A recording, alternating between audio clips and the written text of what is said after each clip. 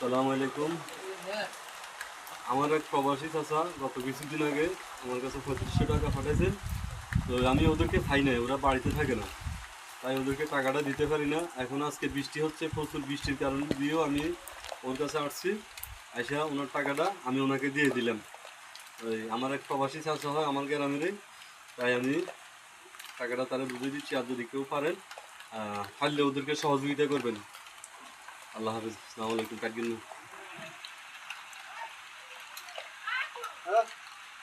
মনে রাখ কাটি না। এই যে বাসু কাকা খাইলাম, তো সবাই আমি একসাথে খাই না, তাই ওদেরকে টাকাটা আমি দিতে পারি নাই। তাই বাসু কাকাকে এখন আবার এককভাবে টাকাটা দিয়ে দিলাম। নন কাগজ খাইছেন নি? খাইছেন নি? ওই দিকে হিরি কন বলে আল্লাহ বাসে রাখ, যেতে দিছে হেতের আল্লাহ বাসে রাখ, যেতে দিছে তোরা আল্লাহ আল্লাহ জান হেতের আরো তৌফিক দেয়, আঙ্গুল সহযোগিতা করুন আল্লাহ। আচ্ছা ঠিক আছে ভাই, আমি এখন খুকি করে আছি।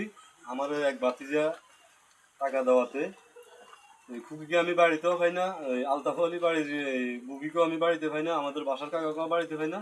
তো আজকে বৃষ্টিতে ভিজা ভিজা সবার ঘরে টাকাটা পৌঁছে দিচ্ছি, এখনো খুকি বাড়িতে নাই। তা আমি খুকির টাকাটা খুকির মায়ের হাতে হস্তান্তর করে দিলাম।